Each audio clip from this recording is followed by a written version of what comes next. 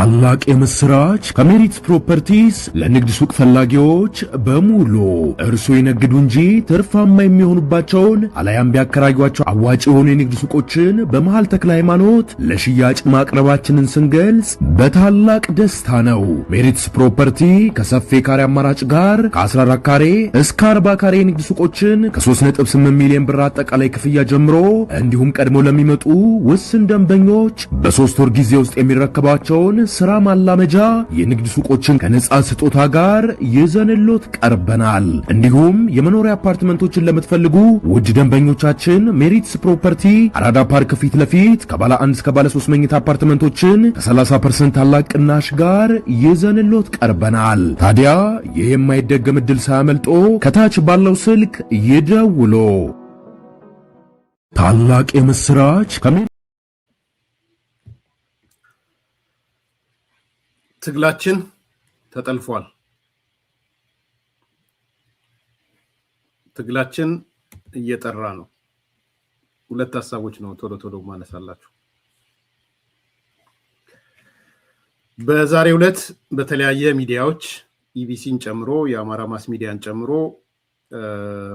ትኩረት ሰጥቶ የተዘገበው ነገር የአማራ ፋኖ ብሔራዊ ንቅናቄ ወይም አፋብን የሚባለው ወታደራዊ አዛዥ ኮማንደር ፍቅሩ ሙሉዬ የተባለ ሰው የመንግስትን የሰላም ጥሪ ተቀብሎ መግባቱን አይተናል።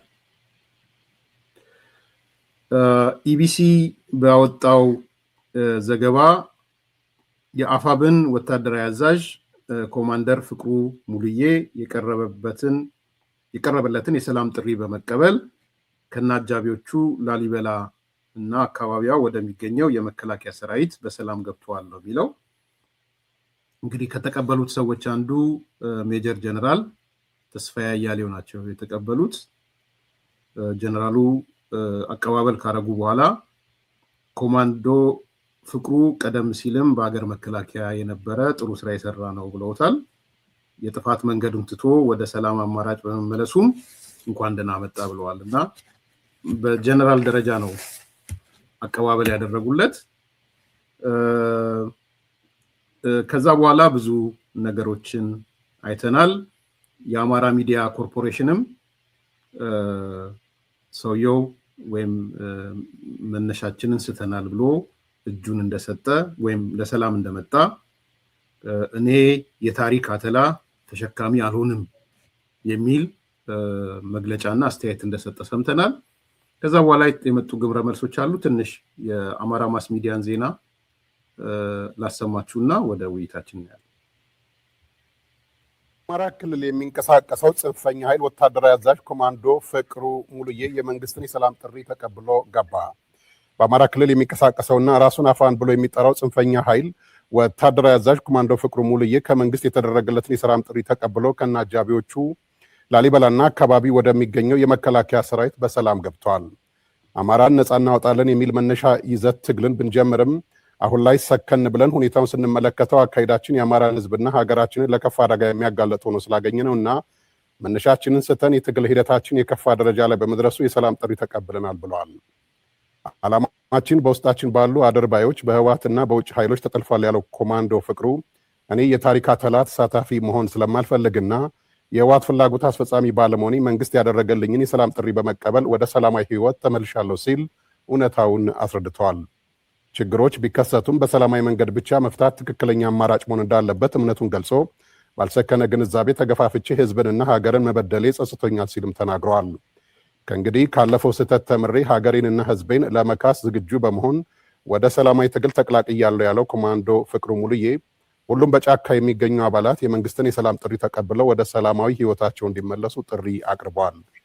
በአማራ ክልል የሚስተዋለውን ግጭት በማስቀረት ክልሉን ከጦርነት ቀጠና ወደ ልማታዊ እንቅስቃሴ ማሸጋገር እንደሚገባም አንስተዋል። የሀገራችንና የህዝባችንን ሰላም ማረጋገጥ ጊዜው የሚጠይቀው ጉዳይ መሆኑን ያሰመረበት ኮማንዶ ፍቅሩ ሙሉዬ ለኢትዮጵያ የእድገት ማነቆ ሆኖ የቀጠሉ ጠላቶቻችንን በጋራ ለመመከት ዝግጁ መሆኑን በአስተያየቱ አስረድተዋል። ውሳኔው በክልሉ የሚታየውን አለመረጋጋት በውይይትና በድርድር መፍትሄ ለመፈለግ ለሚደረገው ጥረት ትልቅ አቅም እንደሚሆን ይጠበቃል ሲል መረጃውን ያደረሰን የመከላከያ ኦንላይን ሚዲያ ነው። ይሄ ዛሬ ዜና ነው። እንግዲህ ግብረ መልሶቹን አነሳላችኋለሁ። አንዳንዶቹ እንዴት በጀነራል ደረጃ አቀባበል ይደረግለታል፣ ብልጽግና ጨንቆታል ማለት ነው፣ የመከላከያ ጨንቆታል ማለት ነው የሚል አስተያየት ሰጥተዋል። እነ ፋሲል ዓለም እንደዛ አይነት አስተያየት ነው የሰጡት። ማለት አንድ ጀነራል ቢቀበለው ምን ችግር አለ? ተራ ወታደርም ሆኖ ቢቀበለው ምን ችግር አለ? ይሄ አንዱ በጣም በጣም እንዴት ፖስት ትሩዝ ድረ እውነት እንዴት እንደሚሰሩ ነው የምታዩዋቸው። እንግዲህ ይሄ ሰው የቀድሞ መከላከያ የነበረ ሰው፣ ኮማንዶ የነበረ ሰው፣ አካሄዱ አላማረኝም፣ አተላ ተሸካሚ አልሆንም፣ ትግሉ ተጠልፏል። ለምን ይዘቱ ላይ የማይናገሩት? ቅድም የጠቀስኳቸው ሰዎች ትግሉ ተጠልፏል፣ የአማራ ጥያቄ ብለን ወተን አሁን የአማራ ጥያቄ የሚባል ነገር የለም። ስለዚህ እንዴት ብለን ነው እዛ ውስጥ የምንቀጥለው? አተላ ልንሸከም ነው ወይ? የወያኔን አተላ ተሸካሚነት ይላል ቃል በቃል፣ የሻቢያን አተላ ተሸካሚነት ይላል። ይሄ ቃል ደግሞ የተለመደ ቃል ነው። አተላ ተሸክመሃል አልተሸከምክም? ፋሲል እሱ ነው ጥያቄው። ተሸክመ እየዞርክ ነው። እንዳንተ አተላ አልሸከምም ነው እያለ ያለው። የሻቢያን አተላ አልሸከምም፣ የወያኔን አተላ በኮቴሽን በእነሱ ወያኔ ስለሚሉ አተላ አልሸከምም።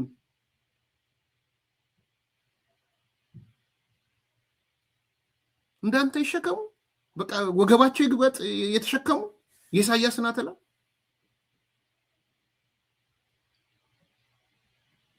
ከዛ መተህ አንድ ጀነራል በዚህ ደረጃ ሄዶ ሲቀበለው ምን ያህል ፍራስትሬት እንዳደረጉ ነው። ታዲያ ማን ይቀበለው? እኔ እንደውም አሁን ቅድም ካነሳሁትም ጋር እያይዘ ቅሬታ አላቸው ብያቸዋለሁ። የአማራ ክልል ለሰላም የሚመጡ ሰዎች ቅሬታ አላቸው ብያቸዋለሁ። ጀነራሎቹ ብትሰሙ ጥሩ ነው። አስተዳደሩ በዚህ ልክ ከሆነ ኃላፊነት ውሰዱ። ጀነራሎቹ ኢንቲግሬት አድርጓቸው መስተዳድሩን ትታችሁ። እኔ አንዳንድ ቦታ እንደውም የብልጽግና አስተዳደር ተነጥቆ ለነዚህ ለሰላም ለገቡ ሰዎች ቢሰጥ ደስ ይለኛል። በግልጽ ልንገራችሁ። በተለይ ሰላም አልመጣም ተደጋጋሚ ሳቦታጅ የሚሰራበት የውስጥ አርበኛ ቀኝ የውስጥ አርበኛ ያለበት ቦታ ላይ ተነቅሎ አስተዳደሩ ፈርሶ ለነዚህ ሰዎች ኃላፊነት ቢሰጥ መርጣለሁ። ኮሚትድ ሆነው ነው የመጡት። ይሄ እውነት ነው።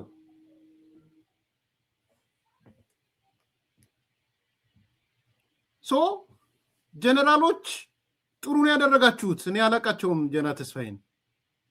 ሌሎች ጀነራሎችም ግን እንደ ጀነራል ተስፋዬ ሁኑ። ቅረቡና አናግሯቸው። አንድ ጊዜ ተቀብላችሁ ብቻ አትሂዱ። ይሄ ሰው ሲገባ ከነ ግብረ ኃይሉ ነው የገባው፣ ከነ ቲሙ ነው የገባው። ብዙ ሚስጥራት ይኖረዋል እርግጠኛ ነኝ።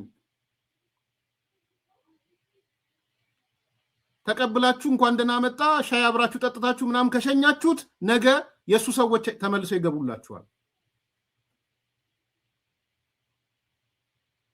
ተማሩ ከኦሮሚያ ክልል የጸጥታ አንድ ሰው በውስጥ እየጻፈልኝ ነበር። የጸጥታ ኃላፊ የሚሊሻ ኃላፊ የሆኑ እኮ አሉ። ኤርሚያስ እንዴት አላወቅም ያለኛል። ከኦነግ ሸኔ ጥለው መጥተው ተደራድረው ገብተው የሚሊሻ ኃላፊ የሆኑ ሰዎች አሉ። ኤርሚያስ በውስጥ በኩል አሁን እኔና እናንተ እያወራን የጻፈልኝ ሰው ትረስት ማድረገው ሰው ጽፎልኛል።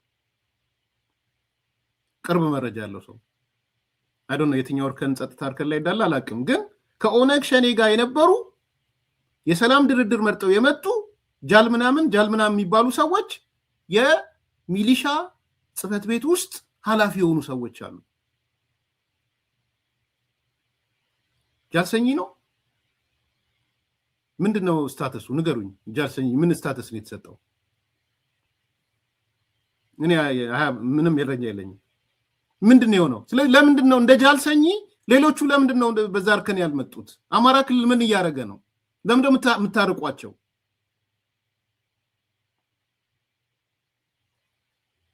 የሆነ ተንኮልም አለ፣ የሆነ ሸርም አለ። አማራ ክልል ሰላም እንዳይሰፍን ጥለው እንዳይመጡ የሚያደርግ ተንኮልም አለ።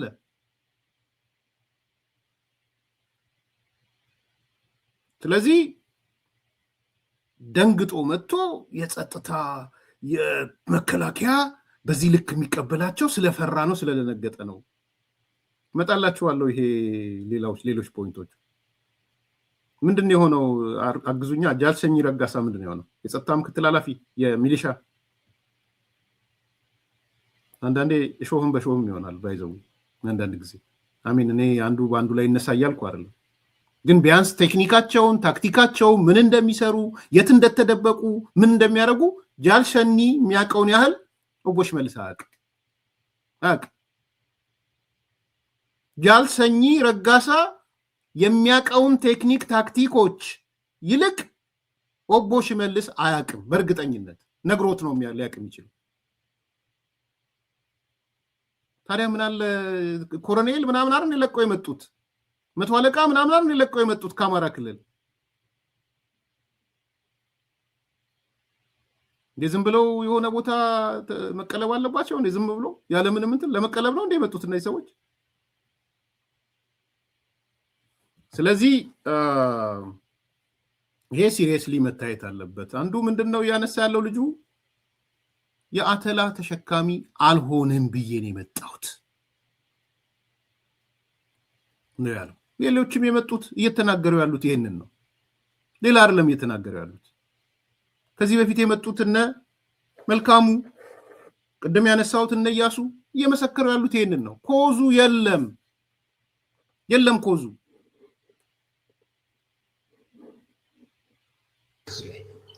ጥሩ እንግዲህ አሁን እዛ የቀረው ቡድን እንዳልኩህ የህወሓት ፕላን ቢ ቡድን ነው። ፕላን ኤ እንደምታውቀው መጀመሪያ እንደተባረረ ደብቋቸው የነበሩ መሳሪያዎችን አውጥቶ ተዋግቶ እዚህ አማራ ክልልን ሙሉ አውድሞ እንደገና በኃይል ተመክቶ ተመልሷል። ፕላን ቢ ላይ ደግሞ እዚሁ አማራ ውስጥ ያሉ ለሱ ለመላላክ ምቹ የሆኑ ተልኮ አንጋቢ ሰዎች ባንዶችን ጭምር ገዝቶ ፕላን ቢ ነው እየተጠቀመ ያለው አሁን ማለት ነው። እኛ እውነት ለመናገር እዛ ያለን ብዙ ነገሮችን አስተካክለን ነበር። ነገር ግን ብዙ ነገሮችን ስታስተካክል ተልኮ ያለው ቡድን በፋይናንስም በተልኮ አደረጃጀትም አቅም ፈጥሯል። በእርግጠኛ እዛ ብንሆን የኛ ቡድን ሊያስታግሰው ይችላል፣ እያስታገሰም መጥቷል እስካሁን ማለት ነው። ልክኛ ስንለቀው ደስታ ነው ያዘው። ምክንያቱም እዛ ያለው ቡድን አንደኛ ሽፍታ ነው። በፊትም ሰዎችን በመግደል ደም በማፍሰስ የአማራን ሕዝብ እዛው በመግደል በመዝረፍ ልምድ የነበረው ነው። የተወሰነ የሽፍታ መሪዎች ነበሩ። እነዚያ የሽፍታ መሪዎች ግን በፊት ብቻቸውን ነበሩ። አሁን ግን በዚህ ትግል ሰበብ በርካታ ሰዎችን ከጎናቸው አሰልፈዋል። በቃ ንጉስ ሆነዋል። የአማራን ሕዝብ ይዘርፋሉ፣ የአማራን ሕዝብ ይገላሉ እንደፈለጉ። መጀመሪያ እነሱ በግድያ የወጡ ስለሆኑ አሁን ላይ ግን ሌላ ሰዎችን ሁሉ ወደ ግድያ ወደ እርስ በርስ ግድያና ወደ ደም ምለሳ ውስጥ እየከተቷቸው ነው ያሉ ማለት ነው። ይሄ ዋና ትልቁ ዓላማ እንዳልኩ የህወሓት የፕላን ቢ እቅድ ነው ማለት ነው። አማራ ክልልን በተለይ የሀገርን ለማፍረስ የሚጠቀሙበት አጀንዳ ነው ማለት ነው። እነን ተልኮ ነው። ጥይት እዛ ይመጣል፣ አማራን እንዲያፈርስ ይደረጋል። በተለይ ደግሞ ከታሪክም እንደምንረዳው ከ1983 መጀመሪያ ላይ የተመቱት እዛ ደቡብ ጎንደር ላይ ነው። አሁንም እዚህ ደብረታቦርን ለመምታት እዚህ ድረስ መጥተው ማለት ነው ተመክተው የተመለሱት እዛው ጉና ተራራ ላይ ነው ማለት ነው። እና ታሪካቸው በተለየ መልኩ ጥላቻ ያላቸው ወያኔዎች ማለት ነው። ስለዚህ ያንን ክልል ለማፍረስ እዛ ላይ ነው የተጠቀሙት ማለት ነው። ይሄ የአጠቃላይ የተቋማት ውድመት፣ አጠቃላይ የነፍስ ግድያዎች፣ እገታዎች ሁሉ የሚፈጸሙት በህወሓት ውስጣዊ ተልኮ ነው ማለት ነው። ውስጣዊ ተልኮ ነው። በመጀመሪያ እኛ ስንወጣ ቅድም እንዳልኩ ፋንዳሜንታል ጥያቄዎች ይዘን ነው ብያለሁ። ከፋንዳሜንታል ጥያቄዎች ውስጥ አንደኛ የማንነት ጥያቄ ነው። የማንነት ጥያቄ ይዘን ወተን በማንነታችን ቀይ መስመር ነው እያሉ ከሚታገሉት ወያኔዎች ጋር መታገል ፓራዶክስ የሆነ ፍጹም የማይገናኝ ሁለት ሐሳብ ያላቸው ነገር ግን በተግባር ብቻ የሚገናኙ ሰዎች ናቸው። ዓላማ የሌላቸው ማለት ነው። ዓላማቸው ግን ምንድነው? ህዝብን መበጥበጥ፣ መዝረፍና መግደል ብቻ የሆነ ማለት ነው እንጂ በፍጹም የማንነት ጥያቄ ያለን ብለን ወተን የማንነት ጥያቄያችን ከሚወስዱ ሰዎች ጋር በምንም መንገድ አንድ ልትሆን አትችልም። ስለዚህ ይሄ በጣም አስቸጋሪ ነው። ሁለተኛ ደግሞ የኢኮኖሚ ጥያቄ የአማራ ህዝብ የኢኮኖሚ ጥያቄ አለው ብለን ነው የወጣነው። ኢኮኖሚ እንደ በመልማት ጸጋው ልክ የአማራ ህዝብ ኢኮኖሚካሊ ተጠቃሚ መሆን አለበት፣ በንግዱ በመሰረተ ልማቱ አጠቃላይ በአሉት ነገሮች ተጠቃሚ መሆን አለበት ብለን ነው። ነገር ግን ይሄ ቡድን ጥያቄ የአማራን ህዝብ ጥያቄ የካደ መሆኑን የምታየው መሰረተ ልማቶችን ያወድማል፣ ነጋዴዎችን ሰሊጡን ሁሉ ያቃጥላል። ከዛ ባለፈ ደግሞ ተቋማትን በዘመናት የተሰሩ ተቋማትን ደብረታቦር ጣሊያን ሳይቀር የሰራቸውን ተቋማቶች አውድሟቸው ነው ሄደ። ይሄ የባንዳነት ተግባር ነው ማለት ነው። የአማራን ህዝብ ጥያቄ የካደ ነው ማለት ነው። ሁለተኛ የአማራ ህዝብ በአንድም በሁለትም በወያኔ ስርዓት በተለያየ ቦታ ላይ ሀገር አልባ እንዲሆን ሰርቷል ማለት ነው። ያንን ሀገር አልባ እንዲሆን በሰራው ልክ የአማራ ህዝብ በተለያየ ቦታ ላይ ሲንቀሳቀስ እየታገተ ነው በጽንፈኛ ኃይሎች። የኢትዮጵያን አንድነት በማይፈልጉ የኢትዮጵያን ሉዓላዊነት በማይፈልጉ ጽንፈኛ ኃይሎች የአማራ ህዝብ በየተለያዩ አቅጣጫዎች ሲታገት ቆይቷል። አሁን ያንን ለማስቆም የወጣ ቡድን ዓላማውን ቀይሮ የህወሓትን ዓላማ ተሸክሞ እዛው ከአንድ ቦታ ከአንድ ወረዳ ወደ አንድ ወረዳ መንቀሳቀስ አይቻልም። ሰዎች እየታገቱ ነው። ይሄን የአማራን ጥያቄ የካደ ነው ማለት ነው። የአማራን በየትኛውም የኢትዮጵያ ክፍል ተንቀሳቅሶ መስራትን ጥያቄ ይዞ ወጥቶ እዛው አንድ ወረዳ ወደ አንድ ወረዳ ግን መስራት አይቻልም። በራሱ ክልል ውስጥ በራሱ ወረዳ ውስጥ መንቀሳቀስ አይቻልም። እንደው ስለ ኢኮኖሚ ካነሳ ያው ኢያሱ እንግዲህ ይሄ ነው እንግዲህ መልካሙ የሚያነሳው ይሄን ነው። በጣም ሲሪየስ ፖይንት አንስቶ እስቲ መልሱለት እና አስረስ ሲመጡ ወደ ሚዲያ መልሱለት ለኢያሱ ለመልካሙ። እንግዲህ ኮዝ አለን ብለን ጫካ ወጣን። አሁንም ኮዞቹ ያልተመለሱ ጥያቄዎች አሉ። በኋላ ኢያሱ ያነሳቸዋል። ግን ተገለበጠ አይደለም እሱ ቀይ መስመር ብለን የወጣ ነው ጥያቄ ከጥያቄነት ወጣ። ፓራዶክስ የሚለው እሱ ነው። ወደጃታለሁ በጣም። እስቲ ይሄንን ፓራዶክስ ፍቱለት። ይሄን ወለፈንዲ ተቃርኖ ፍቱለት እስቲ። በየሚዲያው ላይ አስራስ የምትመጣው ፍታለት። ለመልካሙ መልስ መልስለት እስቲ። ጋዜጠኛ የምትጠሩትም እና አስራስን የምትጠሯቸውም ሰዎች ፓራዶክስ ነው ቀይ መስመር ብለን የወጣ ነው ለትግል ኮምፕሮማይዝ ሆነ አለ መልካሙ። እውነት ነው ወይ ብላችሁ ጠይቁት። ጥሎ የመጡት ለዛ ነው። አተላ እንሸከም ያሉት እዛ ነው። አንድ ሰው የሆነ ቪዲዮ ተቆርጦ ልኮልኝ ሳየው ነበረ። ጊዜ ስላላገኘው እንጂ አየዋለሁ። ነጭና ቀረሽ ከአምባሳደሩ ጋር የምታደርገው ውይይት ነው። በጣም ነው የገረመኝ። ማለት በሷ ሌቭል እንዲነገር ነው ቲፒኤልኤፍ ያደረገው። እውነት ነው፣ ግን የሚንቋችሁ በዛ ሌቭል ነው የሚንቋችሁ። ጋድፋዘር ናቸው አምባሳደሩ፣ ታውቋቸዋላችሁ። አሁን ያለው ቲፒኤልኤፍ ይሄ ሃርድኮሩ ጦርነት የሚፈልገው ኢትዮጵያን የሚጠላው ኢትዮጵያ ከልብ ወጣለች ምናምን የሚለው የሱ ሃርድኮር ናቸው እሳቸው። አሁን ጻድቃንና ጌታቸው ረዳን ሊያጣሉ የመጡ ማለት እናጣላቸው ተብሎ የቆየ ኦልድ ታክቲክ ይዘው መጥተዋል። ጻድቃንና ጌታቸውን ሊያጣሉ። ጻድቃን እንዲነበር ጌታቸው እንዲነበር፣ ጌታቸው ስለ ጻድቃን እንዲያስባል፣ ጻድቃን ስለ ጌታቸው እንዲያስባል። ምነው በቃ ይሄ ኦልድ ያረጀ ያፈጀ ታክቲክ ዘን ጻድቃንና ጌታቸው ሊደባደቡ ማለት ነው። እና እዛ ላይ በአብዛኛው ጎንደሮቹ ተቀባብለው ሲያሽከረክሩት አይቻሉ። ጭራ ቀረሽ ምን ትላለች? የአማራ ህዝብ የወልቃይት አጀንዳው እንዳልሆነ አስመስክሯል ትላለች።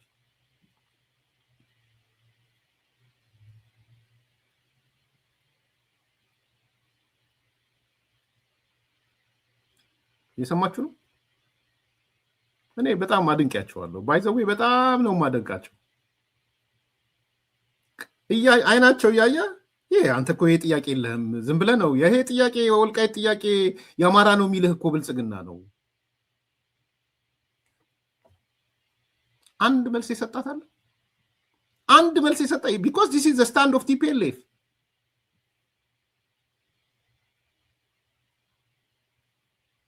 የአማራ ህዝብ የወልቃይት ጥያቄ እንደሌለው አስመስክሯል። ፋኖ የወልቃይት ጥያቄ እንደሌለው አስመስክሯል። እስቲ መልሱ፣ ጥሩት። አስረስም አንገታችሁን አስደፍተው ነው እንደዚህ የሚጫወቱባችሁ። ያውም በወረደ ሰው እያመጡ ማለት ነው። ምንም የፖለቲካ ኔፓ የፖለቲካ ድሃ በሆነ ሰው በዚህ መልኩ ይጫወቱባቸዋል። አትሊስት የሆነ ፖለቲካ እውቀት ያለው ምናምን ያለው መጥቶ እኮ ቢናገር እሰየው። ምንም ፖለቲካ የማያውቅ ሰው መጥቶ ይነግራቸዋል። አማራ ህዝብ አስመስክሯል ወልቃይት የሱ እንዳልሆነ። የወልቃይት አጀንዳ የኦህዴድ ነው። የወልቃይት አጀንዳ የብልጽግና ነው። የወልቃይት አጀንዳ የነ ፋርሴ ቡላዎች ነው።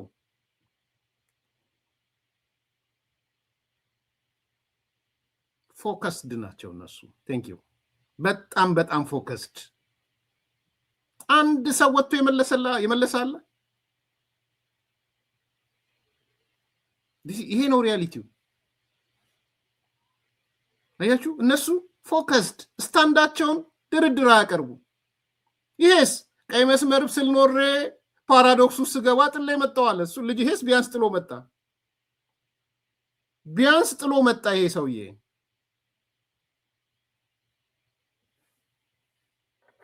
መልካሙ አተላ አልሸከምም፣ በፓራዶክስ ውስጥ በወለፈንዲ ውስጥ አልኖርም፣ በተቃርኖ ውስጥ አልኖርም ብሎ ጥሎ መጣ። ሰላም አማራጭ ተቀብሎ መጣ። ሌላኛውስ እነሱ በትንንሽ ሰዎቻቸው በትንንሽ ጥቃቅኖች ባይዘው ጥቃቅን የፕሮፓጋንዳ ሰራተኞች ምንም ፖለቲካ ኔፓ የሆኑ ምንም የሌላቸው ሰዎች መጥተው ወልቃይት እኮ የአማራ ህዝብ እንዳልሆነ አስመሰከረ። እንዲህ ነው የአማራውን ትግል የሚመሩት እነሱ ናቸው። አቅጣጫ የሚሰጡት እነሱ ናቸው። እኛ ስንናገር ደግሞ ፋርሴ ቡላ እንባላለን። የሆነ ነገር ብልጽግና የብልጽግና ሰዎች እንባላለን። ቢኮዝ ይህን ስትናገር አናታቸው እንደምትመታቸው ስለሚያውቁ ማለት ነው።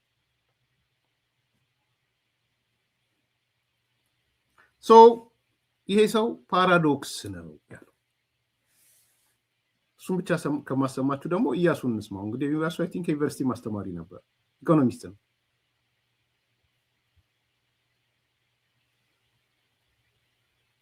አይ ምንም ጥያቄ የለውም። እንደው ጦርነት በባህሪው ሀብት ይፈልጋል፣ ሀብት ያባክናል፣ ልማት ያስተጓጉላል።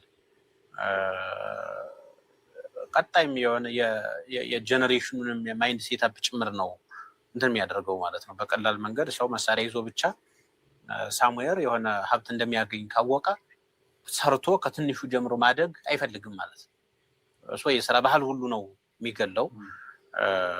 ግን ከወያኔ መራ አገዛዝ ጀምሮ ያለውን ካየን እኔ አሁን ድረስ ምናልባት በዳስ በእንጨት ዛፍ ስር የተወሰኑ ድንጋይ እንትን ተብሎ የሚማሩ አሁን ድረስ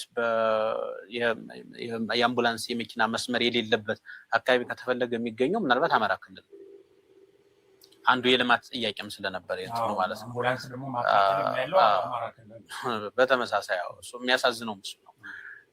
ሶ ልታገለታለው ይለማል ያድጋል የተባለ ህዝብ በዚህ ደረጃ ራሱን ልማት የሚያወድም ታጋይ ደግሞ ምናልባት ያለው አማራ ክልል ብቻ ነው። የራሱን ልማት የሚያወድም ታጋይ የራሱን ልማት ትምህርት ቤቶች የሚወድሙት፣ ጤና ጣቢያዎች የሚፈርሱት፣ የመብራት ፖሎች እንኳን አንዳንድ ጊዜ የጥይት ኢላማ መለማመጃ ሁሉ የሚሆኑበት ማለት ነው። የኃይል ማስተላለፊያዎች፣ አምቡላንስ ተደጋጋሚ ተነገሩ። አምቡላንስ የማይንቀሳቀስበት ወይ የሚቀማል ከተቻለ ይቃጠላል ማለት ነው። ካልተቻለ ፋኑ መውሰድ ካልቻለ አምቡላንስ የሚያቃጥልበት ሁሉ እና ይሄም ሀይባይ የሌለው በነገር ላይ መጀመሪያ ሲወጣ በመሰረታዊ ጥያቄዎችም በስሜትም የተገፋው ኃይል ብዙ ስለነበር በኋላ ለአማራ በተለይ ለወያኔ የመረረ ጥላቻ አላቸው ተብሎ የሚታሰቡ ሰዎች እየታደኑ ነው የተገደሉት። አሁን ትናንት ሜጀር ጀነራል ባንታ ባተ ዘመቻ ብለው የሚያውጁ ሰዎችን የሚናገሩ ሰዎችን ሳይ ይቀፈኛል። ሆነ ስለበና ባንታ ባተ ከህዋት 4 ጥይት ከተከሻው ሳይወጣ ነው አሁንም ከኛ ጋር ሆኖ እኛን ማሰባስቦ ተዋግቶ የተሰዋው። እሱ እየተዋጋን የተሰዋው ለጊዜው ጠላት ብሎ ከፈረጀው አካል ጋር ነው የገጠመው። ወያኔ ቢመጣ ምን ሊያደርግ እንደሚችል ግን ነው ባንታ እና ከፍያለው ደሴን ያናውቃለን። ከፍያለው ደሴ ነጌታ ስራ ደጋኛ ቁጭ ብለን ተነጋግረናል። በቃ ከወያኔ አገዛዝና ከወያኔ ጋር ከሚሰራ ኃይል ብልጽግና ነው የሚሻለው እንደራደር የሚለው ቁጭ ብለን ነው። እኔ ለዚህ ብዙ ሰነዶች አሉ። አንዳንድ ጊዜ ስትተው መረጃ የሌለህና ቢያንስ ግን በእነዚህ ሰዎች እንዲቀለድ ግን አንፈልግም። አሁን በኋላ ግን ምን ቀረ? በወያኔ የሚመራው ኃይል ዶሚናንት እየሆነ መጣ።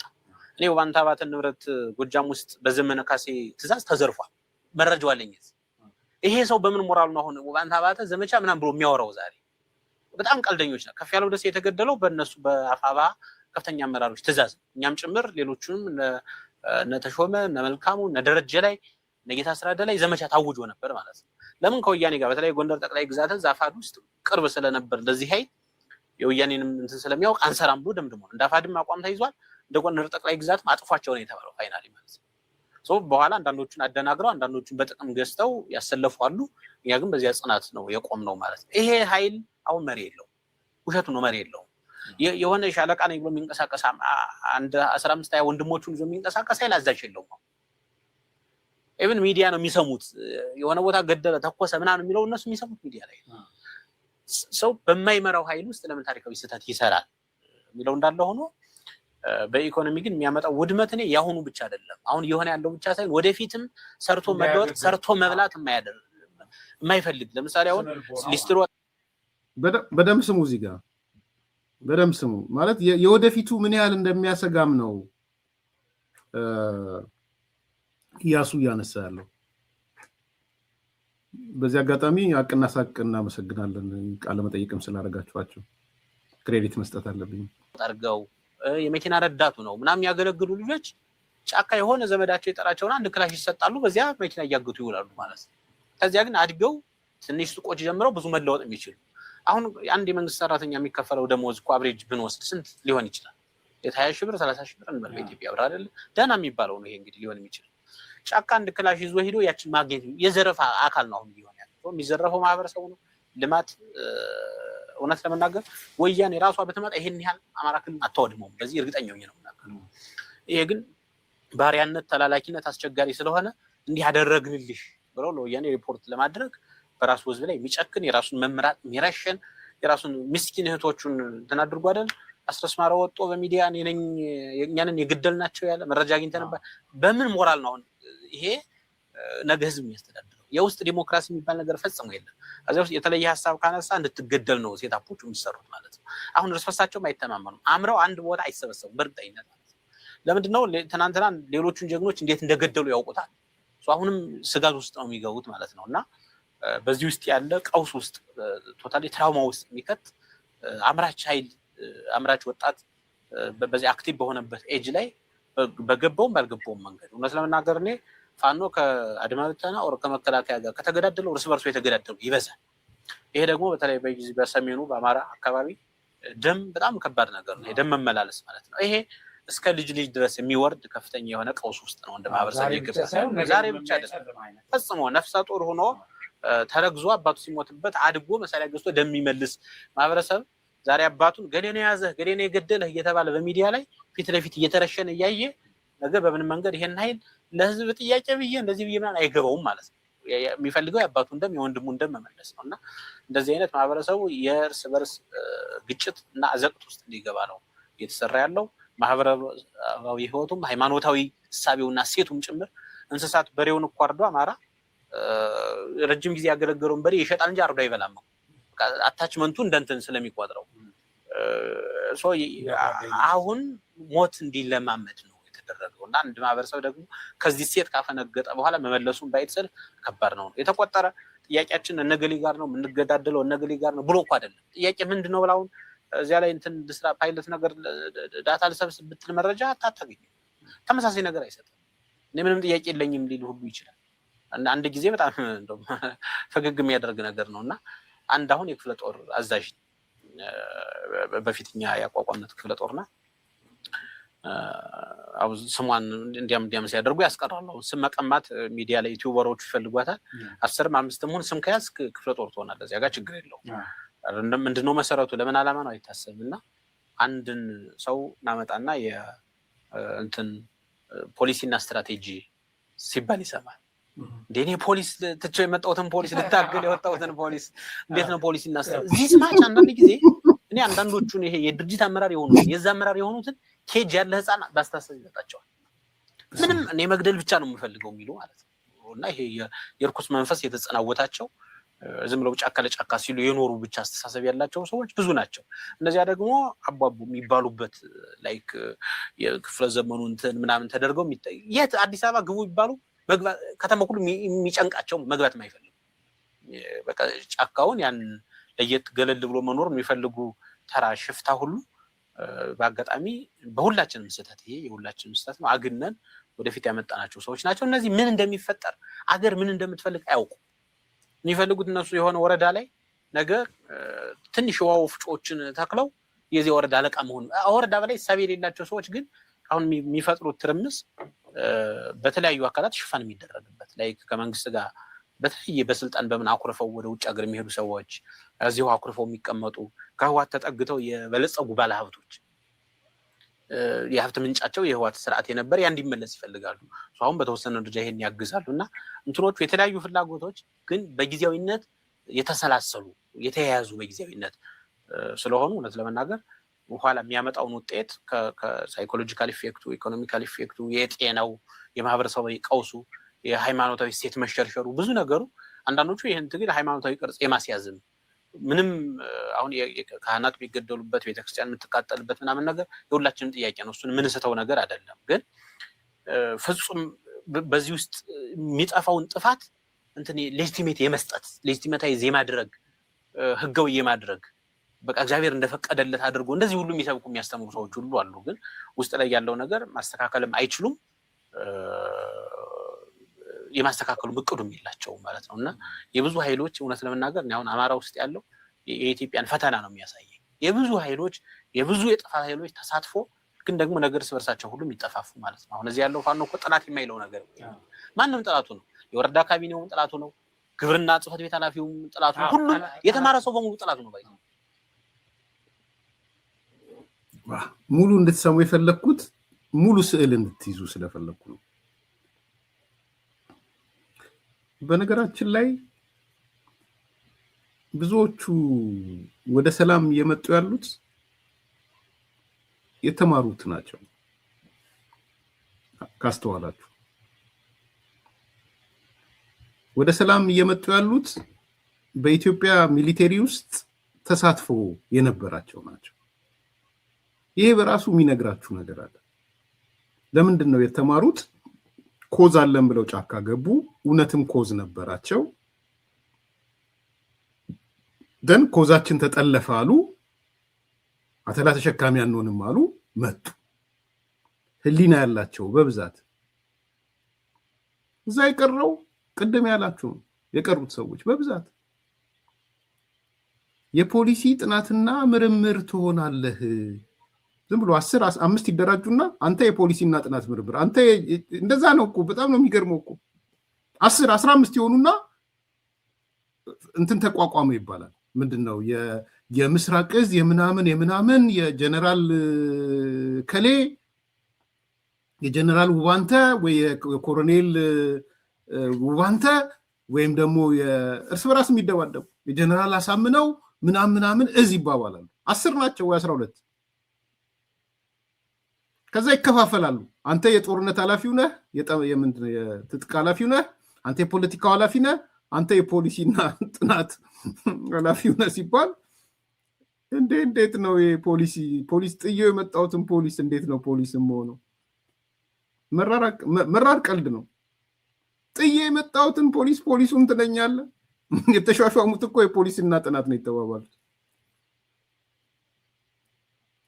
እና በዚህ ደረጃ እንግዲህ ይታያችሁ እና አብዛኞቹ ሽፍቶች ናቸው። ከሽፍታ ሴንቲሜንት እንትን ነው የመጡት፣ ከሽፍታ አስተሳሰብ ነው የመጡት። ሽፍትነት ነው ባህሪያቸው። ኢያሱ ሌላም ያነሳው በጣም አደገኛ በጣም አሳሳቢ ነገር አለ። አንድ የወር ደሞዝተኛ ጥሩ ደሞዝተኛ 20 ሺህ ብር 20 ሺህ ብርን ብዙ ይመስለኛል አይመስለኝም። በጣም ከፍተኛ እንትን ካልሆነ የፌደራል መንግስቱ 20 ሺህ የሚከፍል አይመስለኝ። የክልሉ መንግስታት አይ ዶንት ኖ ለስንት ሰው እንደሚከፈል 20 ሺህ አላውቅም፣ ግን አልመሰለኝም። 20 ሺህ ብር የሚከፈለው ትልቁ እንኳን ቢሆን ምንም ነገር የሌለው መሳሪያ ይዞ ገብቶ ሰዎች እያገተ ሀብት እየዘረፈ በየወሩ ከዛ በላይ ያገኛል። ምን ማለት ነው ትርጉሙ? ይሄ በሰላም ተምሬ አድጌ ራሴን ለውጬ ማህበረሰቤን ለውጬ የሚለው አመለካከት አስተሳሰብ በአማራ ህዝብ ውስጥ ያለ የመማር ስለንቦና፣ የማደግ ስለንቦና፣ የመሰልጠን ስለንቦና፣ እነዚህ ሁሉ ስነ ልቦናዎች ግባተ መሬት እየገቡ ነው ያሉት። እየገባችሁ ነው በጣም አደገኛነቱ።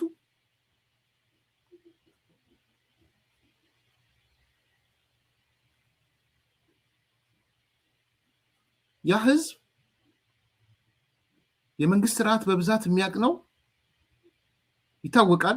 የአማራ የሰሜኑ አካባቢ የመንግስት ስርዓት ላይ ትልቅ ኤክስፒሪየንስ አለው። እንደ ማህበረሰብ የመማር ፍላጎቶች ታውቃላችሁ፣ ምንም ጥያቄ የለውም። መማር ትርጉም አልባ ሲሆን ማለት ነው። ማደግ ትርጉም አልባ ሲሆን ማለት ነው። ለምን? ክላሽ ብቻ መግዛት ነው የምትፈልገው። ክላሽ ገዝተ ጫካ ትገባለህ።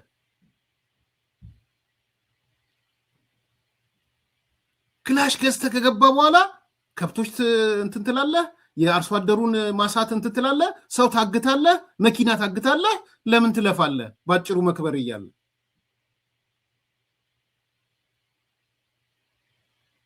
አሁን የአማራ ታጣቂ ኦሮሚያ ክልል ገብቶ የኦሮሞ ገበሬ ነው እየጎዳ ያለው ማለት በጅምላ ሶማሌ ክልል ገብቶ የሶማሌ ክልል ነው እየጎዳ ያለው። አፋር ገብቶ የአፋርን ነው እየጎዳ ያለው። የራሱን ሰዎች ነው እየዘረፈ ያለው የራሱን።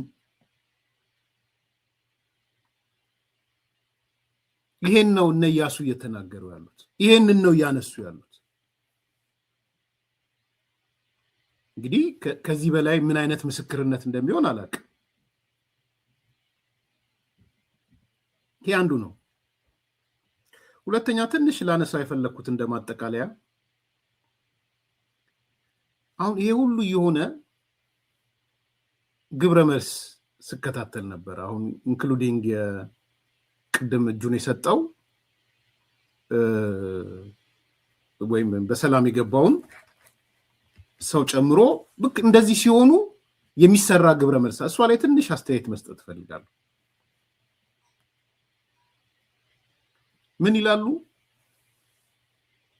ልክ እንዲህ አይነት ነገር ሲከሰት ይመጡና ከመቼውም ጊዜ በላይ ትግላችን እየጠራ ነው ይላሉ። ዛሬ ብዙ ስላየው ነው።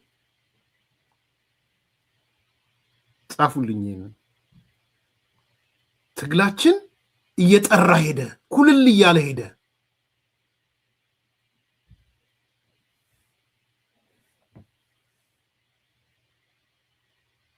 እነዘመነም እናስረስም እነሱ ያሰማሯቸው የፕሮፓጋንዳ ክፍል ሚዲያዎችም ልክ እንዲህ አይነት ነገር ሲከሰት ትግላችን እየጠራ ነው። እየጠራ ማለት መጥራት ሳይሆን ጥራት። ትግላችን እንደ ውሃ ኩልል እያለ ነው። ይሄንን እኮ የኛ ጀግና ዘመነ ካሴ ተናግሮታል እኮ። ምንም አዲስ ነገር የለውም። ምን ብሎ ተናግሯል ዘመነ ካሴ? 4 ኪሎ ደጃፍ እስክንደርስ ድረስ የሚከዱ ይኖራሉ ብሎ እኮ ተናግሯል። የነሱ ጀግና ዘመነ ምን ይላቸዋል? የነሱ ጀግና ዘመነ 4 ኪሎ እስክንደርስ ደጃፍ እስክንደርስ የሚከዱ ይኖራሉ።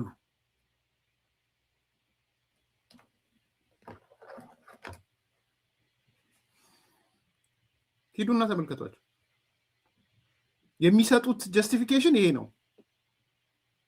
ትግላችን እየጠራ ነው።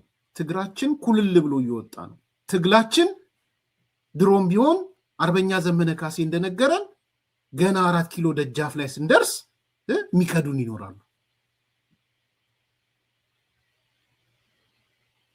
ይሄ ነው ምክንያታቸው። አስገራሚ እኮ ነው።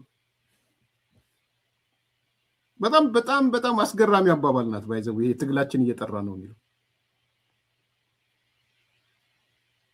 ምክንያቱም ተመልከቱ፣ አቶ እስክንድር ነጋን በግራ በቀኝ አጣደፉት።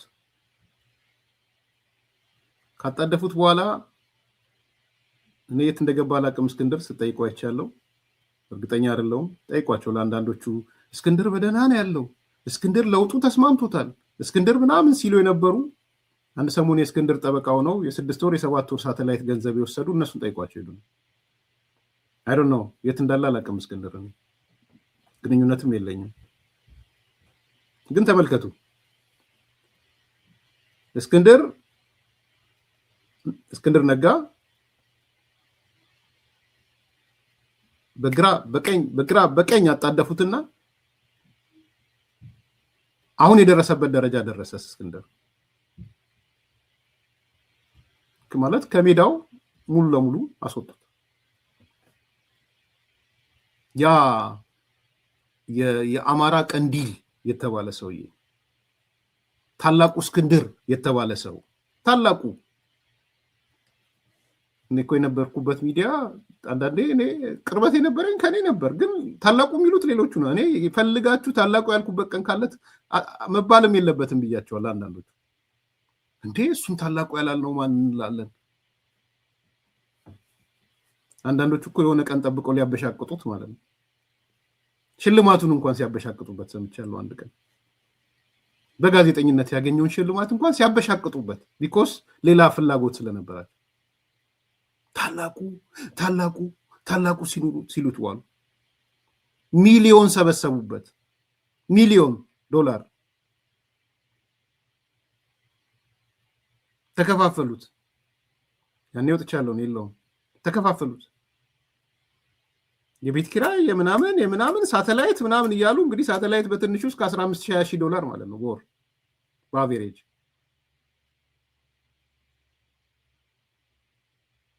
ከዛስ አሁን ዛሬ ነው የሚያወሩት። እኔ ዛሬ ነው የምሰማው። ፌቨን ዛሬ ነው የማዳምጠው። የ6 ወር ሳተላይት ወስደው 300,000 ዶላር ነበረው። እኔ ዲፖዚት 300,000 ዶላር እንዲኖረውም አላውቅም። ባይዘው የምሬን ነው የምላችሁ። አሁን ስለዛ ነገር ውስጥ ማውራት አልፈልግም። ምን እንዳለው ተቋሙ 3 ዓመት እኔ ሚዲያው ጋር ሄጄ አላውቅም። ከዚህ ሚዲያ ቤቴ ሆኜ ነው የምሰራው። ከአንዳንዶቹ ጋር ፊዚካሊ ተገናኝተን አናውቅም። 3 years አንድ ቀን 2 ቀን የሆነ ፐብሊክ ድንትል ብዙ አቅም ግን ስሰማቸው ሰሞኑ የሆነ ነገር ሰው ልኮልኝ 300,000 ዶላር የት እንደገባ አይታወቅም። የ6 ወር ቤት ኪራይ የነ እስክንድር የ6 ወር ሳተላይት ከፍሏል። 6 ወር ማለት በአማካይ 15,000 ዶላር ማለት ነው በወር። ይሄ ሁሉ በማን ነው? ታላቁ እስክንድር እያሉ ነበር። አሁን ታናሹ ማለት እንኳን ከበዳቸው። ተውት ታላቁ የሚለው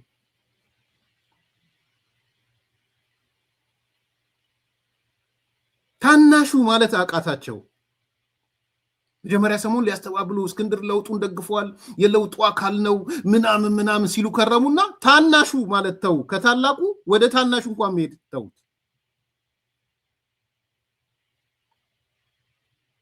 ከዛስ እና ስረስ መጡና እነ እስክንድርን ማባረር ማለት አሉ።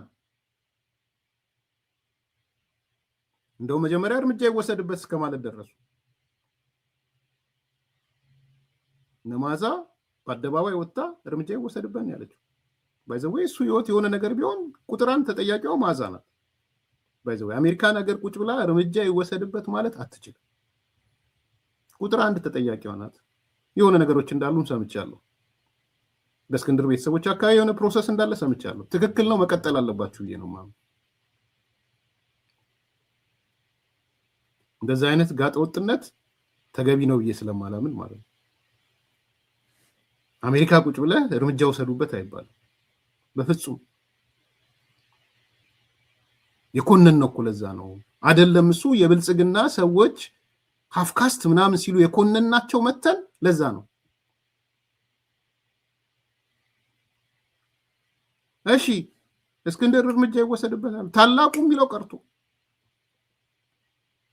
ከዛስ እና ስረስ መጡና እነ እስክንድር ምናምን ብለው ሲጠየቁ ትግላችን ጠራ የማጥራት ስራን የሰራ ነው። አያችሁ እስክንድርን ማባረር እስክንድርን እርምጃ መውሰድ የማጥራት ስራ ነው። በቃ ዴፊኒሽን ኦፍ ማጥራት እየገባችሁ ነው። እኔ እስክንድር ጠበቃውኝ አይደለም ተለያይተናል ከእስክንድር ቆየው ትጥቅ ትግል ያለለት ተለያይተናል ከዛም በፊት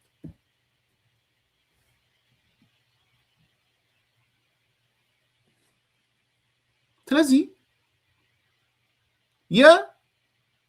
የእስክንድርን ሲያጠፉት እርምጃ ሲወስዱበት መልሳቸው ምን ነበረ? የማጥራት ስራ ነው የሰሩት። ትግላቸው ጠራ ኩልል ብሎ ወጣ።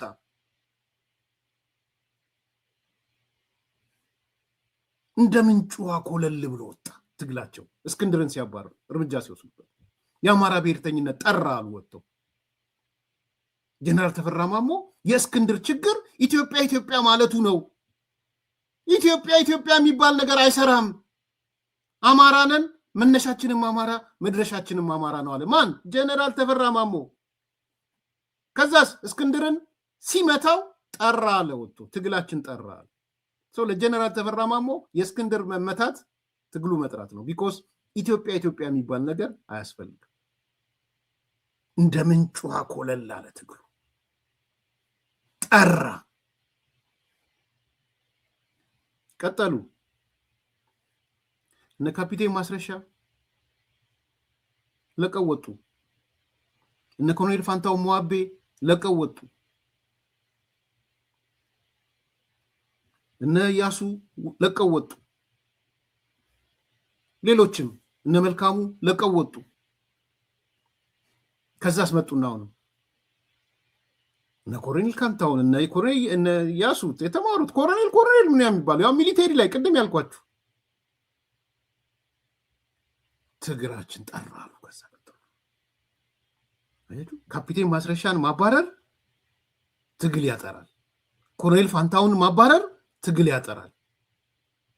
እነ ያሱን ማባረር ትግል ያጠራል።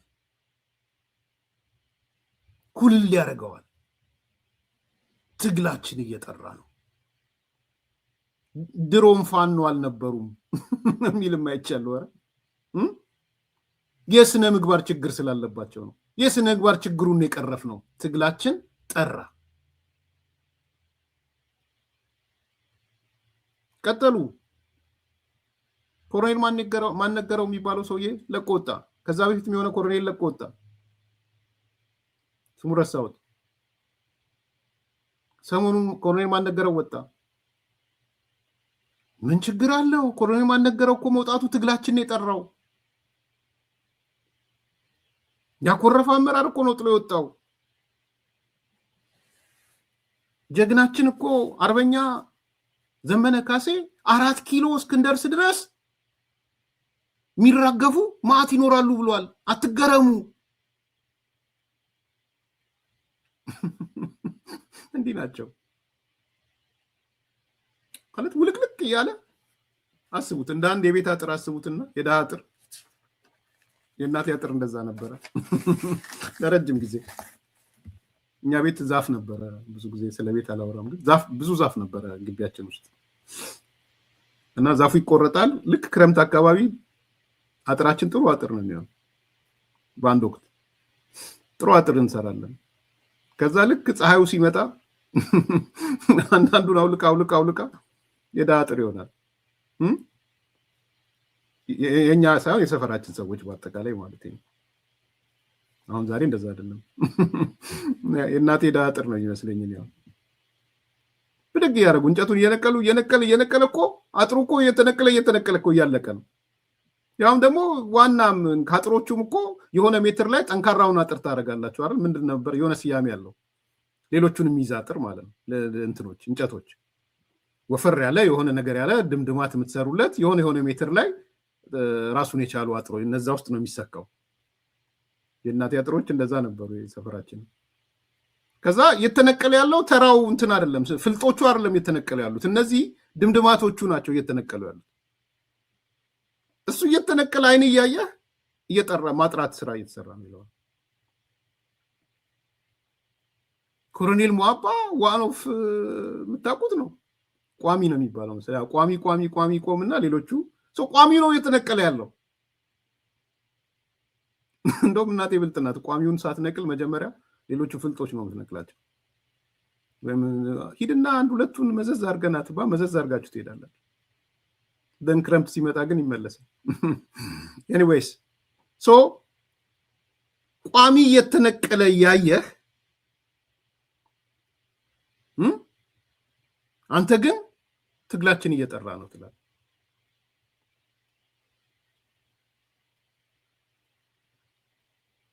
ኮሎኔል ፋንታው ሞአባ ነው፣ ቋሚ ነው። ካፒቴን ማስረሻ ነው፣ ቋሚ ነው። እነ ኮሎኔል ሌሎቹም እነ ኢያሱ ሌሎች ኮዙን ዲፋይን ያደረጉ መንገዱ ነው ልክ ያለው ነው እንጂ እስክንድርም ቢሆን በሰላማዊ መንገድ ቢታገል ጥሩ ነበረ። በሰላማዊ መንገድ ኮዞቹን ዲፋይን አድርጎ መብቱ ነበር። እነሱን ሁሉ ገንድሰህ የገነደስካቸው ሰዎች አንተን አጠሩህና ከፍ ያለ እርካን ላይ ያቆመጡ። ምን ማለት ነው ግን ማጥራት ማለት? የሻቢያ አተላ ተሸካሚ መሆን ማለት ባይዘው መጥራት ማለት እንደሱ ነው። ምንድነው መጥራት? አሁን የህወሓት ሎሌ መሆን ማለት ነው። ሄደ የህወሓት የበለጠ የህወሓት ሎሌነት ባደገ ቁጥር እየጠራህ ነው ማለት ነው። የሻቢያ ተሸካሚነት በጠነከረ ቁጥር እየጠራህ ነው ማለት ነው። የቺን ቃል ደግሞ ከሌላ ያመጡት እንዳይመስላችሁ፣ ከሩቅ አላመጧትም። ከቲፒኤልኤፍ ነው የሰጧቸው። ቲፒኤልኤፎች ከጫካ ጀምሮ ለሚያጋጥማቸው ችግር ሁሌ የሚመልሱት መልስ እየጠራን ነው የሚሏቸው። የማጥራት ስራ እየሰራን ነው። ዛሬ እኮ ቲፒኤልኤፍ ዛሬ መግለጫ ወጥቷል። ቲፒኤልኤፍ ዛሬ መግለጫ ሲያወጣ የማጥራት ስራችን ኢፌክቲቭ ሆኗል ብሎ እኮ ነው ያወጣው። የህወሓት ውርስ አሁን እንደው ህወሓት ማጥራት ውስጥ ገብቷል። አሁን ጠራ ህወሓት የትግራይ ህዝብ የማጥራት ትግል ውስጥ ነው ያለው። ጠራ።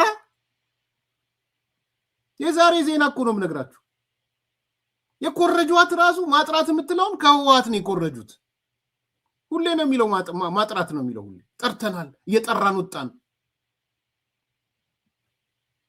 ሰው ኮረጁ ከማን? ከቲፒኤልኤፍ። ምን አለ መልካም ነገር ምን አለው መልካም ነገር ለነገሩ መኮረጅ።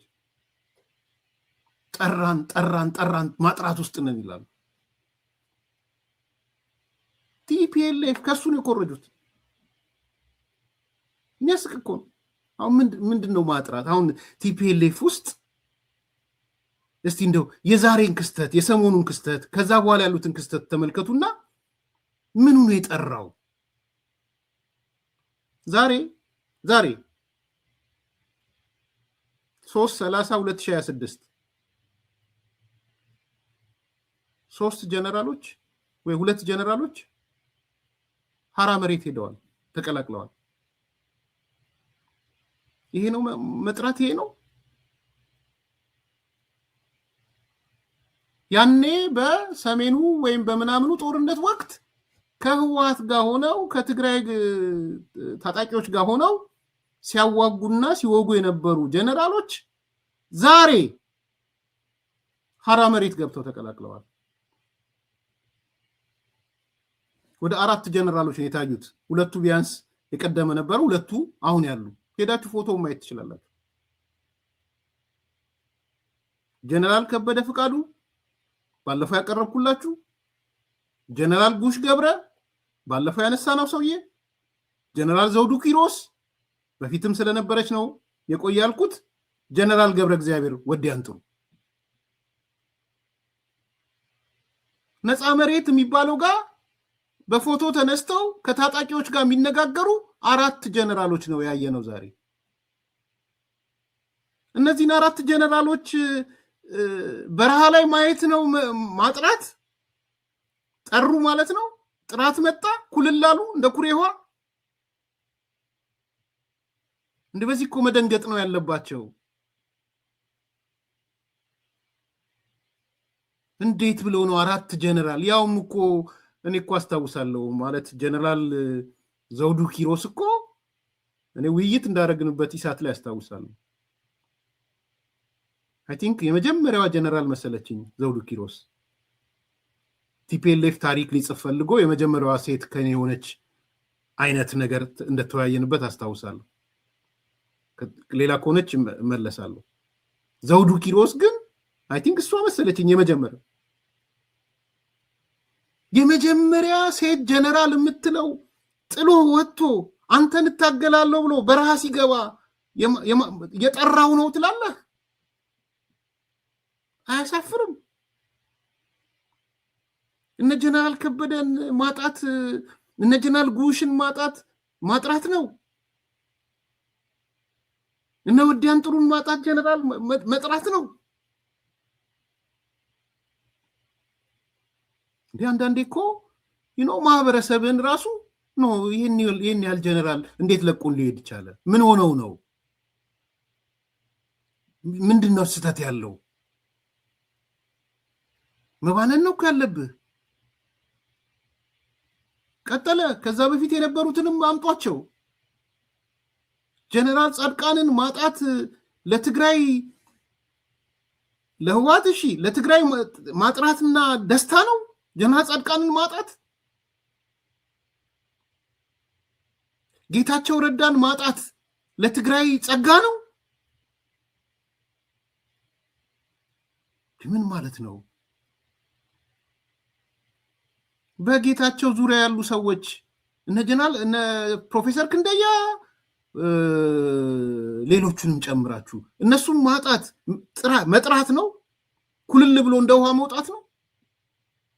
ምንድነው ኩልል ብሎ መጥራት ማለት ምን ማለት ነው?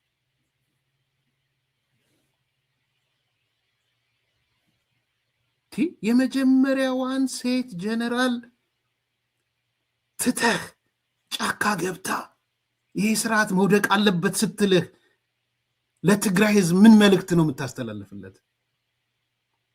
ዘውዱ ኪሮስ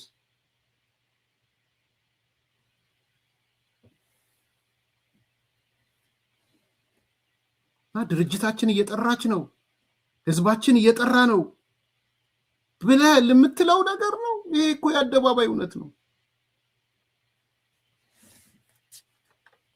ቁጠሩ። ስንት ባለ ሀብት ነው ትግራይን ጥሎ እየወጣ ያለው? ስንት ኤሊቶች ናቸው ትግራይን ጥለው እየወጡ ያሉት? ስንት ምሁራን ነው ትግራይን ጥለው እየወጡ ያሉት? ኤሊቱ፣ ምሁሩ፣ ባለሀብቱ ምኑ ዘንድ ትግራይ እየጠራች ነው። ጥራት ውስጥ ገባች፣ ኩልል ያለች። ምንድነው ለእናንተ ማጥራት? ይሄን ነው እየወረሱ ያሉት እነዚህ ሰዎች። ውርሳቸው ሌላ ነገር አይደለም። ይሄን ነው የሚወርሱት። ትግራይ እኮ እየፈረሰች ነው። ከምሬ ነው የምላችሁ። ልሂቃን ቁርሾ ጫፍ ደርሷል። ይሄ እውነት ነው። የትግራይ ህዝብ እንደ ህዝብ ነው አደጋ ላይ ወደቀው። ከምሬ ነው የምላ። በቲፒኤልኤፍ ምክንያት እንደ ህዝብ ነው አደጋ ላይ ወደቀው። እንኳን እንደ ድርጅት ሊጠሩ ቀርቶ ማለት ነው። እኔ እንደው ዝርዝር ዲቴይል ብዙ የእጄ ጥናት አልሰራውም። ባለፉት 6 ወራት በሰራው ጥናት ግን በጽሁፌም ላይ እንዳሰፈርኩት በትግራይ ታሪክ ውስጥ ይህን ያህል የልሂቃን መበታተን አይቻላል።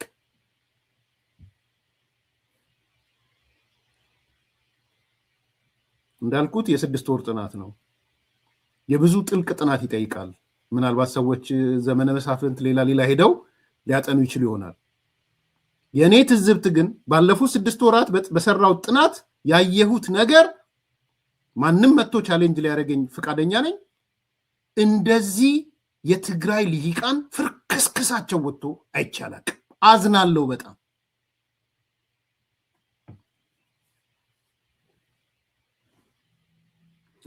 ዘውዱ ኪሮስ ቆይታለች ብያለሁ። ሁለቱን ነው ያነሳሁት። እስቲ ይሄን ቻሌንጅ አድርጉኝ፣ እኔ ጻፉልኝ። አዲስ ኮምፓስ ጂሜል ላይ ጻፉልኝ። ምንድነው እያልኩ ያለሁት? የኔን ሃይፖቴሲስን ስሙ። ምንድነው ያልኩት? በትግራይ ታሪክ ውስጥ በዚህ ልክና በዚህ መጠን የትግራይ ልሂቃን ተበታትነው አያውቁ። እርስ በራስ ተበላልተው አያውቁ። እርስ በራስ በዚህ ልክ ቁርሾ ውስጥ ገብተው አያውቁ። የትግራይ ልሂቃን ነው ያልኩት። አምኖት ቲፒኤልኤፍ አላልኩም። ባይዘው የትግራይ ልሂቃን ነው ያልኩት። እንዲመራችሁ ነው ልሂቃን ነው ያልኩት፣ እውነትም ስለሆነ ማለት ነው። እስቲ ይሄንን ቻሌንጅ አርጉ፣ ውጡና ኤርሚያስ እንደ ልሂቅ የትግራይ ልሂቅ ተበታትኗል፣ እርስ በራስ ይበላላል አለን። እውነት ነው ውሸት ነው ብላችሁ ፕሮግራም ስሩ። ማአት ሚዲያ ነው ያላችሁ፣ በጣም በርካታ ሚዲያ አላችሁ። ድፈሩና እስቲ ተነጋገሩ። በዚህ ላይ ልሂቃኖቻችን ወደ አንድ እየመጡ ነው? ኮሄሲቭ የሆነ ፓወር እየፈጠሩ ነው ወይስ ዲስኢንትግሬት እየሆኑ ነው ያሉት? በፈንጂ ነው የተመታችሁት።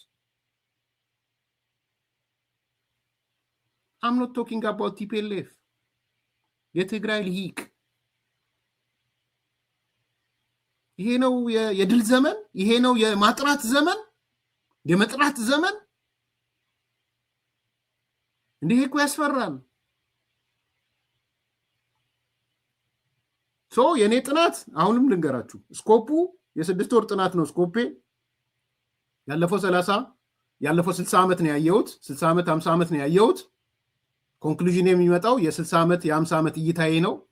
ከ60 ዓመት ወደዚህ ያለ ታሪክ አላቅም። ከዛ በላይ ፍርክስክስ ያለ ልሂቅም ያን ያህል አለ ብዬም አላምንም። እንደዚህ ዘመን ግን በተለይ ድህረ ጦርነት ላይ እንደ ትግራይ ልሂቃን የተበታተነ የለም። በጽሁፌም ነው የገለጽኩት። እንደ ሌላ እንዳትሸማቀቁ። ምንም ይሄ ጽሁፌን ታቁታላችሁ። ይሄው ያሳያችሁ እንትን ካላችሁ በይፋ ነው የገለጽኩት።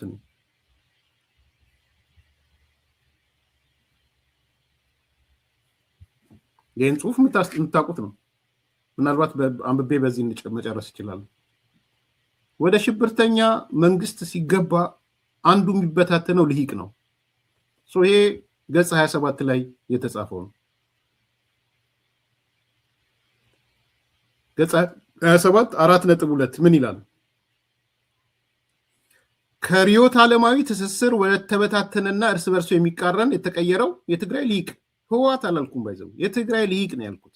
ከርዕዮተ ዓለማዊ ትስስር ወደ ተበታተነና እርስ በርሱ የሚቃረን የተቀየረው የትግራይ ልሂቅ። የሌላ ገብተህ ከምታቦካ ሌላ ጋር ገብተህ ብራቮ ፋኖ ጀግና ፋኖ እየመጣ ነው ምናምን እያልክ ከምትዘምር ስለ ራስህ ተነጋገር። ልንገርህ፣ ዛሬ ስለ ትግራይ ልሂቃን እያወራሁ፣ ነገ ስለ ኦሮሞ ልሂቃን አወራለሁ፣ ከነገ ወዲያ ስለ አማራ ልሂቃን አወራለሁ። እየተበታተንክ ነው። የሰው ቤት ስታቦካ ልንገርህ፣ የሰው ቤት ስትፈተፍት ብትንትንህ እየወጣ ነው። እኔ ከሞት ሰርዶ አይቀል ካላልክ በስተቀር ይሄ ነው አንዱ ፋክት። ይሄ ፋክት ነው። ለምንድን ነው ግን? መሰረት አለው። መሰረቱን ነው የጻፍኩት እኔ። ከርዕዮተ ዓለማዊ ትስስር ወደ ተበታተነና እርስ በርሱ የሚቃረን የተቀየረው የትግራይ ልሂቅ ብዬ ነው የጻፍኩት። ላንብብላችሁ፣ ምንም ሳልጨምር ሳልቀንስ። ቁጥራቸው ቀላል የሆኑ የትግራይ ልሂቃን የህወሓት አባላት ቢሆኑም ባይሆኑም እውቀትም ሆነ አውቀውት ሆነ ሳያውቁት ላለፉት 3 አስርተ ዓመታት የወያናይ ዲሞክራሲ ርዕዮተ ዓለም ተገዢ ነበሩ። የፓርቲው አባላት ሊሆኑ ይችላሉ፣ ላይሆኑ ይችላሉ። አውቀውት ይሆናል፣ ሳያውቁት ይሆናል። በውስጣቸው ግን የወያናይ ዲሞክራሲ ሙርከኛ ናቸው። ይቀጥላል። ይህ በሃይማኖት መልኩ እንዲሰርጽ የተደረገ ርዕዮተ ዓለም ዋናው ሚና ሁሉንም የትግራይ ተወላጆች እና ልሂቃን እንደ አንድ ፋብሪካ ምርት በአንድ አይነት ቅርጽ ከርክሞ እና ሞርዶ ማውጣት ነበር። በዚህ ምክንያት በትግራይ ክልል ለተራዘመ ጊዜ ከዚህ የተለየ ርዕዮተ ዓለምና አውራ ድርጅት እንዳይኖር ተደርጓል። በውጤት ደረጃም በትግራይ ማህበረሰብ ውስጥ የሐሳብ ልዩነቶች ፈጽሞ የማይስተናገዱበት በመሆኑ ምክንያት የፖለቲካ ምህዳሩ የጸረ ዴሞክራሲ ጫካ እንዲሆን ተደርጓል። በሂደት የርዕዮተ ዓለሙ ፈጣሪዎችና አባቶች በተፈጥሮና ሰው ሰራሽ መንገድ ከአውራ ድርጅቱ ሲወጡ እንዲሁም ፓርቲው እየዘቀጠና እየበሰበሰ ሲሄድ እና የኢትዮጵያ ሕዝብ አልገዛም ባይነት ሲበረታታ በተመሳሳይ የልሂቃኑ ግንኙነት የአሰላለፍ ለውጥ አመጣ። በአንድ በኩል የነመለስ መሞት፣ በሌላ በኩል የነስብሃት ማርጀት፣ በሌላ በኩል ደግሞ የህዝቡ አልገዛም ባይነት አሰላለፍ እየቀየረ መጣ ነው እያለ ያለው። ይቀጥላል። በአጭር ጊዜ ውስጥ ልሂቁ ከርዕዮተ ዓለማዊ ትስስር ወደ እርስ በርሳቸው የሚጻረሩና የተበታተኑ በመሸጋገር ባህሪያቸው ደግሞ በጥርጣሬ የታጨቀና ከፍተኛ የሆነ መተማመን የጠፋበት ሆነ። በተመሳሳይ መልኩ የሚያራምዱት የፖለቲካ በተንኮል በሸር ተጠላልፎ በመጣልና ገፍትሮ በመወርወር ላይ ያተኮረ የዜሮ ድምርና የተያይዞ መውደቅ የኔጌቲቭ ድምር ጨዋታ ሆነ። ኔጌቲቭ ነው ባይዘዌ ኢዝ ኖት ኦንሊ ዜሮ ሳም ጌም። ዜሮ ሳም ጌም አንድ ሰው ሙሉ ያገኛል፣ አንድ ሰው ባዶ ነው የሚያገኘው። ይሄ ግን ኔጌቲቭ ጌም ነው ያለው። ኔጌቲቭ ሳም ጌም ነው። በደንብ ልዩነቱ በደንብ እንዲገባችሁ። ዜሮ ሳም ጌም ኢዝ ዲፈረንት ዛን ኔጌቲቭ ሳም ጌም። የትግራይ ልሂቃን ውስጥ ያለው ጨዋታ ኔጌቲቭ ሳም ጌም ነው። ሁለቱም ነው ሉዝ የሚያደርጉት። ፎርዝ ኳድራንት ላይ ነው ያሉት ሁለቱም። ኔጌቲቭ ኳድራንት ላይ ነው ያሉት። ዜሮ ሳም ጌም አንዱ ሙሉ ይጠቀልላል፣ አንደኛው ያጣል። ቢያንስ አንዱ ሙሉ ለሙሉ ያገኛል። ኔጌቲቭ ሳም ጌም ግን ሲሆን ሁለቱም ነው ሉዝ የሚያደርጉት። ሰው የትግራይ ልሂቅ አሁን ሰዓት ያለበት ደረጃ ኔጌቲቭ ሳም ጌም ነው። ለዚህ ነው ሌላ ቦታ የሚያወቀው ይህ መስማት ስለማይፈልግ። ቁጥሩ ቀላል ያልሆነ ሁሉም እያልኩ አይደለም። ባይዘዌ ኤሊት ሆኖ ቁጥሩ ቀላል ያልሆነ ሁሉም አይደለም እያልኩ ያለው። ስለ ዩቲሊቴሪያን ይሄ ጽሁፍ ስለ ማጆሪቲ ነው የሚያወራው፣ ስለ ሁሉም አይደለም የሚያወራው። በጣም እሱ ላይ በደንብ ማስመር አለባቸው። ሁኔታው ገብቷቸው ትክክል አይደለም ያሉ በጣም ተራማጅ ፍትሃይነትን የሚያምኑ መዓት አሉ። ግን ኢንጀነራል ያለው ነገር ርዕዮተ ዓለማዊ ትስስር ስለነበረ እስረኝነታቸው የርዕዮተ ዓለም ቢያውቁትም ሳያውቁትም ቀርተው የርዕዮተ ዓለም ትስስር ውስጥ ገብተው ስለነበረ ይሄ የርዕዮተ ዓለም አደጋው ሲገባ ተበታተኑ። እሱን ነው እያነሳ ያለው። ቻሌንጅ ማድረግ የፈለገ ቻሌንጅ አድርጌ መጥቶ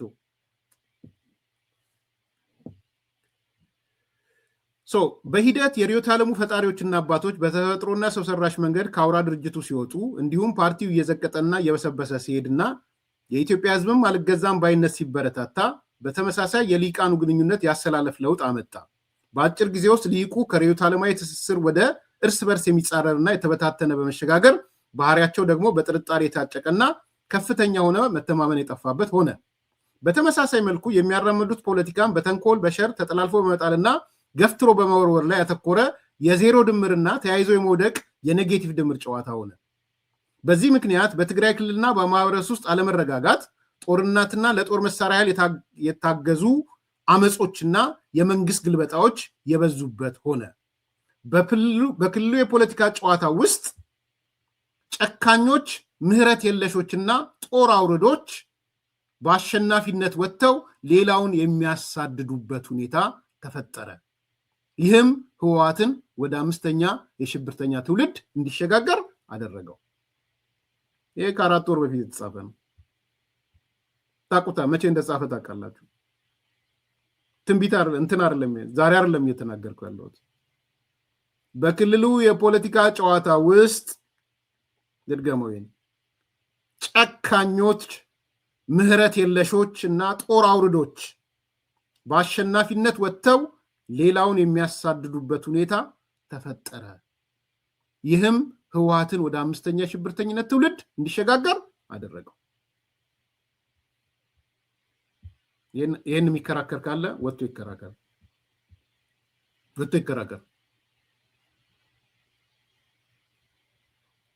ምንም ወጥቶ ይሄ ትክክል አይደለም የሚል ካለ መጥቶ መከራከር ይችላል። ይሄ ነው ፋክቱ።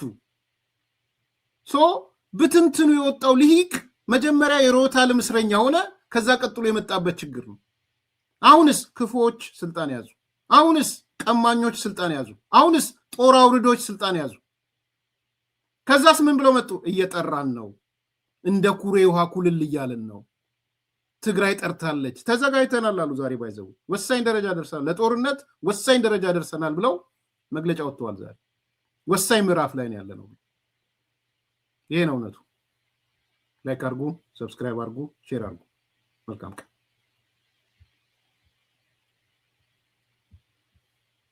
ታላቅ የምስራች ከሜሪት ፕሮፐርቲስ ለንግድ ሱቅ ፈላጊዎች በሙሉ እርሶ ይነግዱ እንጂ ትርፋማ የሚሆኑባቸውን አላያም ቢያከራዩአቸው አዋጭ የሆኑ የንግድ ሱቆችን በመሃል ተክለ ሃይማኖት ለሽያጭ ማቅረባችንን ስንገልጽ በታላቅ ደስታ ነው።